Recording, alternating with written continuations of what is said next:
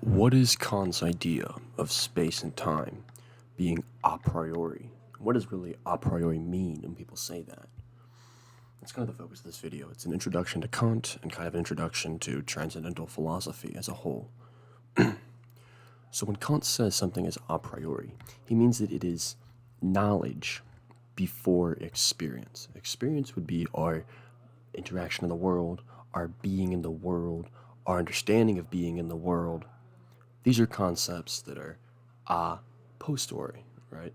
They are after experience. Now, a priori is to prior experience. So when Kant says space and time is to prior experience, he means that we conceptualize space and time as something required before experience itself can occur. Now, here's a couple of kind of ways to prove this, and some of them are quite convincing. First one, say that I imagine a triangle in my head. I have a triangle in my head right now. You guys can all do that if you want to. When I remove a line of the triangle, negate it, I remove something which itself is not, in the world around me. It's in my head. But I'm still able to do that.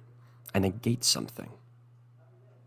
There was a time where I did not negate it. As I said, imagine the full triangle. That is the time before I negated it. Therefore, you have a point of successivity or connection, where there was once a something and there is now not a something.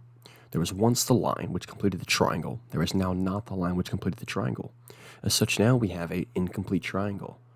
But this incomplete triangle must of itself come from something, right? I said to negate it, to remove that one line. Removing that one line opens up an opening, right? This opening can be called space. We can go further than this and say that at the beginning of this little exercise, we ourselves presuppose space to even make the triangle. For space, for Kant, is the filling with matter of like an opening, of a nothingness, right? So, quote unquote, there's nothing in my mind at that point before I said, cognize the triangle. I bring the triangle into existence in my mind, which itself requires space because it is the filling of a once was not there. So again, we have time because at once the triangle itself was not there. Further, we negated that one line of the triangle, which itself made a different triangle, that made a different shape or form that was once there. So we have a once there versus the there, which is a mode of time. But this mode of time is contained within time itself. So time itself is this kind of manifold, as Kant says. Manifold would just be like disorganized, disorganized kind of thing, object, disorganized object. We can't cognize it, right? You apply the manifold, or you apply something to the manifold, which then cognizes the object. So for Kant, with the space and time, we have applied the idea of the triangle, which itself requires space, but that space itself cannot be encountered directly. You have to have the lines of the triangle, right, to make the space encounter directly. Same thing with time. There is no direct interaction with time itself, but to have experience, you have to have time. So I've easily demonstrated here kind of a basic idea of possible experience, okay? Now let's move on to like regular experience, okay? So when we're in the world, we are existing within time, right? Because we're doing things which itself we did not do before. There was a point where my hand was not moving now before that, right? So you've drawn again, same thing in the mind when we use the example of the triangle. You've drawn this something to a this something, which is a connection between two things, but that connection implies time, to draw connectivity. As such, it involves space too, for my hand to be able to fill as matter, to fill a given, we presuppose space. For what did my hand fill, if not space, right? So where there was nothing, there is now something. And even if there is nothing, quote unquote, it's not really nothing because it has to have a form, right? There's a form of nothingness.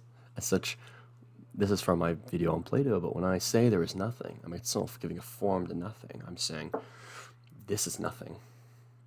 And Kant's kind of saying is that if you say that nothing is nothing, you're giving a determinate form to nothing. You're drawing a line, quote unquote, in the idea of nothing, which then brings it into being.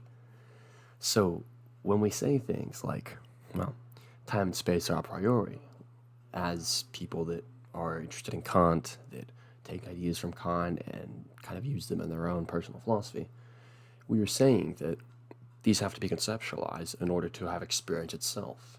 Now, of course, Kant would also apply the idea of what's known as categories to have experience, but that's different from the point of this video. But what we can say is that the first kind of step, right, to possible experience for Kant is the intuition of space and time, which we've given the example of the triangle. It's kind of the best example that I think he gives. He gives some other ones, but I think that one is the most easily explained, and it makes a lot of sense to people because anyone can conceptualize a triangle in their head. So yeah, that's gonna kind of do it for this video. Just like an introduction to Kant's idea of space and time, and what a priori is in general, what the meaning of a priori is. So yeah, it's gonna do it for this video. Thank you, and subscribe down below and like the video for more videos on Kant and philosophy in general. So.